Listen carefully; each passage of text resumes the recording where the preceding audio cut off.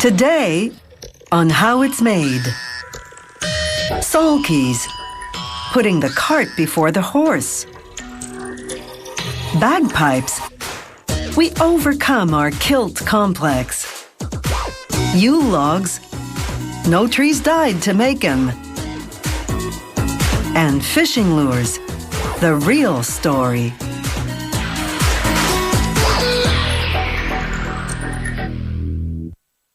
In the sport of harness racing, the horse known as a standardbred pulls its driver in a sulky.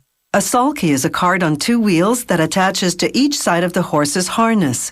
It has to be sturdy enough to withstand the rough ride, but it also has to be lightweight so that it won't slow the horse down.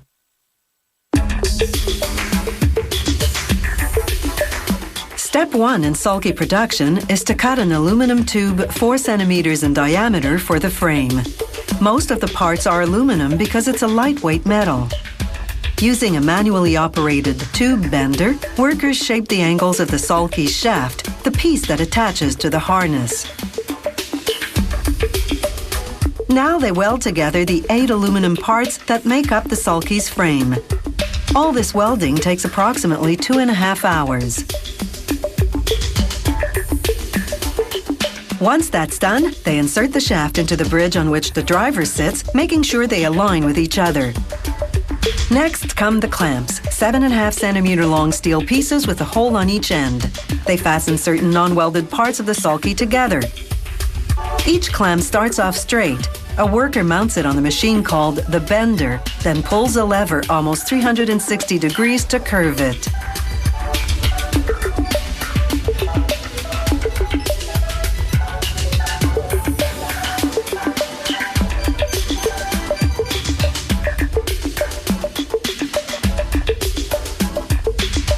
Next, a tool called a multi-press drill fashions the aluminum flange, the part of the wheel hub to which the spokes attach.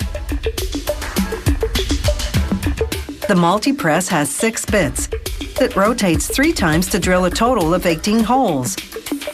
The flange has another 9 holes to remove weight, and 6 smaller holes to which a plastic wheel protector will later attach. Now they position the flange on the aluminum hub and hammer it on snugly. They do this using a tool called a punch to avoid leaving impact marks. Next, a sleeve goes inside the hub and a bearing goes in between the two. Again, with the help of a punch, they knock on the bearing snugly. Finally, they install a cap to prevent dust from getting in and causing damage. The hub is now complete, and it took only about 5 minutes to assemble. Now they attach aluminum spokes, 18 of them, on each side of the wheel. Every spoke attaches to the flange on one end and to an aluminum rim on the other. Workers hand tighten the nipple on the rim end of each spoke. The nipples are made of brass because it resists rust quite well. It's essential to tighten all the nipples equally to ensure the wheel will be properly aligned. After tightening them further with a screwdriver, on goes some rim tape, then the tube and tire. They pump up the tube with up to 35.5 kilograms of air. Then they install a plastic protector disc. This prevents competing horses from putting their hooves through the spokes. Meanwhile, the sulky has been sandblasted, painted, and decorated. Now it's time to put stirrups on the shafts. These aluminum and stainless steel fittings on the end of the shafts are what attach the sulky to the horse's harness. Should the harness break, a backup safety strap on each shaft keeps the sulky attached to the horse. Now they fasten a padded leather seat to an aluminum plate mounted on the bridge. On each side, they attach the wheel to the bridge with a simple axle. Even though these look like bicycle wheels, they're stronger and far more durable. Next, they assemble what's called the tree, the rigid stainless steel structure that goes on the horse's back. The outer part is made of plastic. They stitch Velcro to the underside. To that, they attach a nylon-covered foam padding that protects the horse's back from irritation. The finished harness with all its hooks and turrets weighs 4.5 kilograms. It's taken 20 hours to make. This is what's called a quick hitch fitting. It hooks onto the fitting on the end of each shaft, tying the sulky to the horse's harness. A sulky takes 40 hours to assemble. It weighs between just 23 and 28 kilograms. Harness racing is one of the few sports where being a lightweight is key to a good track record.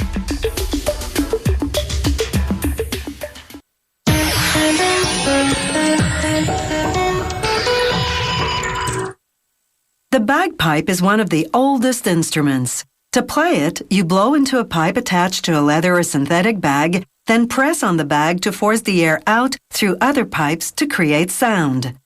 You transform this sound into a melody using finger holes on a reeded pipe called a chanter.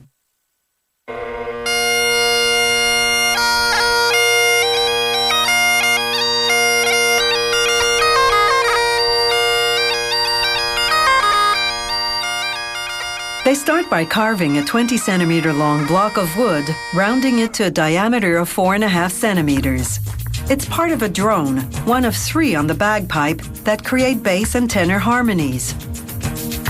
They drill a hole that will later become an air channel.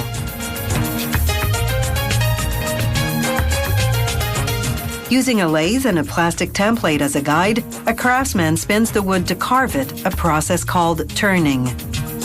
The lathe has a stationary carbide-tipped cutter, strong and precise enough to cut this hard African blackwood. It's a very heavy and dry wood, perfect for turning. For more intricate decorative cuts, he uses a handheld device called a combing tool. Next, he uses what's called a parting-off tool to make additional decorative grooves. He measures these grooves using a caliper to ensure they meet the specifications of the design.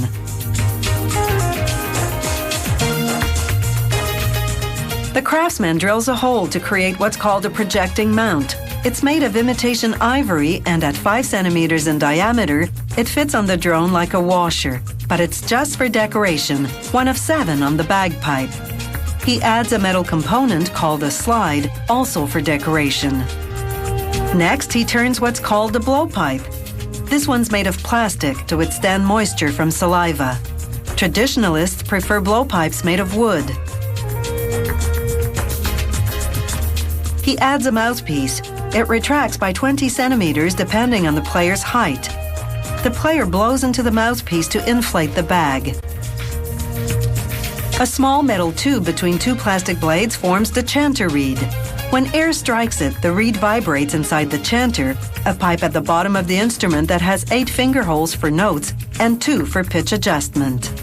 To secure it, the craftsman wraps the reed with hemp string and winds Teflon tape over the string for an airtight seal. Then a brass wire called a bridle to control the shape of the reed. Narrowing the opening produces a higher-pitched sound. The craftsman ties hemp string to create traction between the drone segments, holding them together. Hemp string is especially durable, yet easily replaced if damaged. Here's the completed tenor drone. Next, a craftsman inserts what's called a stalk through the zippered opening of the pipe bag. The pipe bag's made of synthetic, breathable material. The 5 stalks fit through a rubber collar in the bag, attaching to the 3 drones, the chanter, and the blowpipe. The craftsman inserts the chanter through a sleeve in the bottom of the pipe bag. He secures it with string, tightening it around the bag. He closes the zipper to form an airtight seal. Next, he places the pipe bag into a decorative velveteen bag cover. He inserts the stalks through holes trimmed with wool or silk fringe. A rubber valve prevents the player's air from coming back up through the blowpipe, channeling it through the chanter instead. Another part, called a drone reed, acts like a plastic tongue. It vibrates over a long hole to create the bagpipe's humming sound. The craftsman inserts the drone reed into the drone and then into its stalk. Wool cords keep the drones in place while the player plays. Finally, the craftsman fits the chanter reed into the chanter, then slides it into its stalk.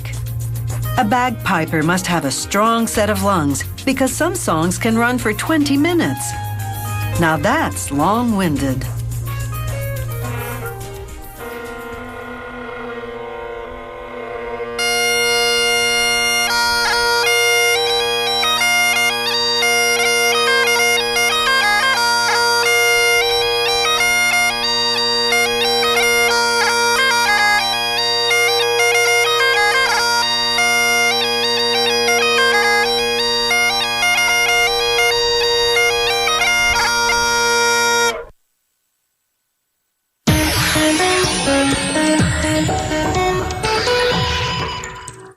A Yule log is a traditional dessert for Réveillon, the Christmas Eve meal that follows midnight mass in France and French Canada. It's a rolled sponge cake covered in chocolate frosting and decorated to look like a tree log. It's supposed to represent a real Yule log, the burning of which was once a popular Christmas ritual. This company uses vanilla or chocolate ice cream instead of frosting. The cake itself is chocolate sponge cake. Workers start by making chocolate cake batter in a machine called a liquefier. They add flavoring, exactly what is a trade secret, and liquid eggs, binding agents, butter, oil, sugar,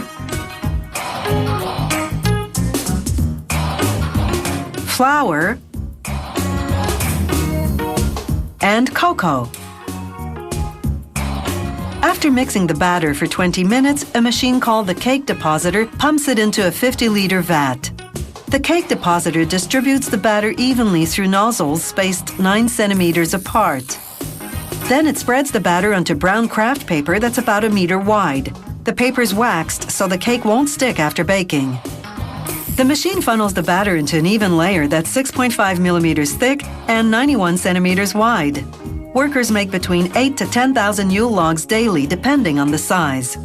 After baking for 7 minutes at 260 degrees Celsius, a conveyor moves the cake out of the oven at 1.8 meters per minute. Next, a circular saw separates the cake right down the middle. Every 17 seconds, another blade, appropriately called a guillotine, drops down, slicing the cake into smaller segments. A machine pours strawberry jam onto a thick layer of ice cream. This creates 3 layers, including the cake slab underneath. The factory goes through 1,800 kilograms of jam and 12,000 liters of ice cream per 8-hour shift. A worker gently separates the cake slabs, leaving about 8 centimeters of excess ice cream and jam, which is thrown away. She then separates the cake from the craft paper by folding the cake onto itself once, then rolling the cake, ice cream, and jam layers together. Watch closely and you'll see that she doesn't touch the cake, only the paper. She wears rubber gloves to prevent her hands from sticking to the paper. The worker rolls the cake into a machine called a slicer. It cuts the cake into 3 20-centimeter long segments called logs. The slicer deposits the logs into plastic trays. Another machine now decorates with ice cream. It covers the surface as well as the ends.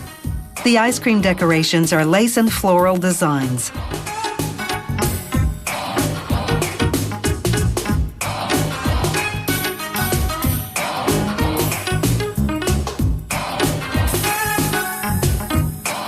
Now for the embellishments.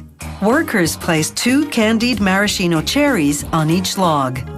Then a machine drizzles on bits of maple sugar as another worker cuts the connecting ice cream, separating the logs. This factory uses maple sugar bits instead of nuts on its logs, out of concern for allergies. Next, a plastic poinsettia on each log. Then a plastic Joyeuse Fête, French for happy holidays.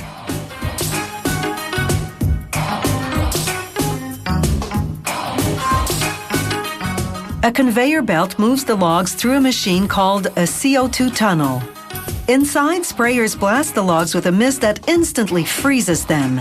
This mist is carbon dioxide refrigerated to minus 85 degrees Celsius. 5 minutes in the CO2 tunnel super freezes the outer layer so workers can handle it easily.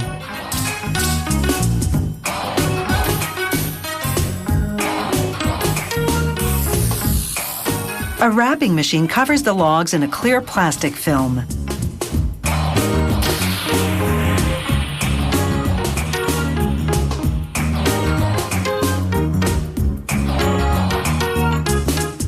Then another machine simultaneously cuts and heat seals the plastic, enclosing the logs in bags. Finally, a worker packs the bags into boxes for shipping. The factory stores the boxes in its warehouse freezers at minus 35 degrees Celsius. Then, as Christmas approaches, these holiday desserts go out to the stores where they sell for $5 to $8 each.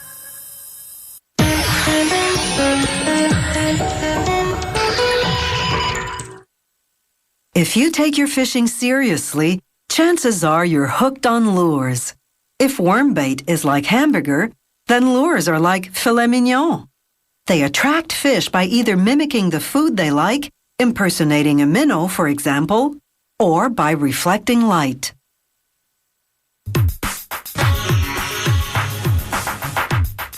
Lures come in many shapes and sizes. They can measure up to about 30 centimeters long and weigh as much as 400 grams, about as heavy as a cell phone.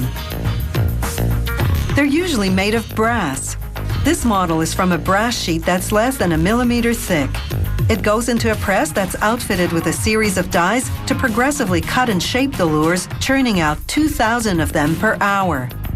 This looks like one fast operation, but it's really 4 consecutive steps. The first die stamps the company name and lure model number, punches a slot down the middle, and punctures a hole on each end. The second die scores the outline. The third cuts it out. The fourth and final die forms the piece into a spoon shape, which is why this type of lure is called a spoon. This shape makes it move in the water like a small fish. That blue object at the bottom right is an air jet. It blows the lures coming off the press into a collection bin. Lures vary in size, shape, and texture, and plating them in different metals creates different reflective effects in the water.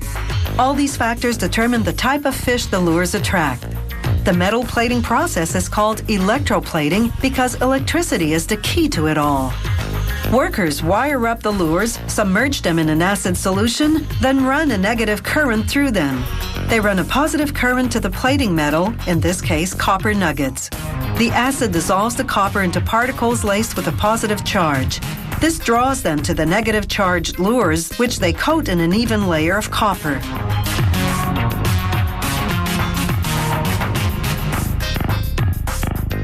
After a thorough rinse, the racks go into the next tank for nickel plating. Then another rinse and into another tank for silver plating, the final finish. Silver plating requires undercoats of copper and nickel. To prevent the silver from tarnishing, workers coat the lures in clear lacquer using the same plating process. Lures plated in 24-karat gold don't need lacquering because gold doesn't tarnish.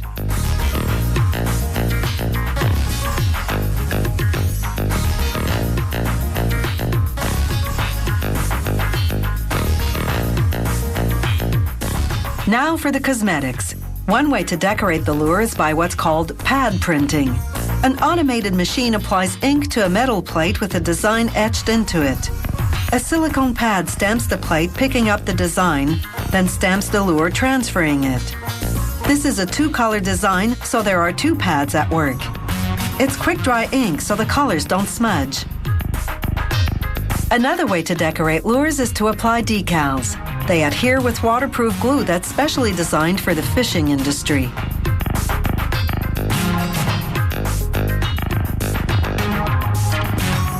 After decorating, workers attach a 3-pronged hook, a treble hook, to a split ring. That's the ring at both ends of the lure to which the fishing line and the hook will be attached. Some models have decorated hooks known as dressed hooks. The idea is to add a color accent to make the lure look more like the fish's prey. To do this, they first wind a nylon thread around the shaft of the hook, then trim off the loose end. Next, they lay together 2 different colored hackles. Hackles are the filaments of a rooster's neck feathers. They wrap them around the shaft of the hook on top of the nylon thread. The different colored feathers blend together, the filaments projecting from the head of the hook to disguise it. Workers wrap them with more nylon thread to secure them in place.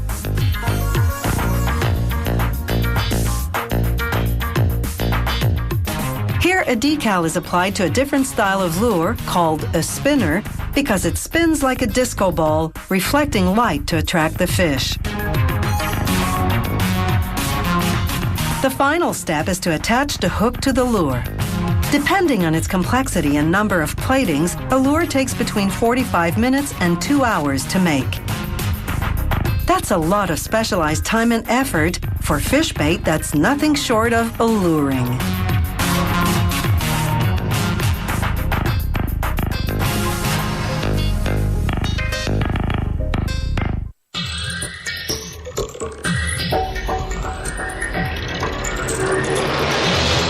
If you have any comments about the show, or if you'd like to suggest topics for future shows, drop us a line at www.howitismade.net.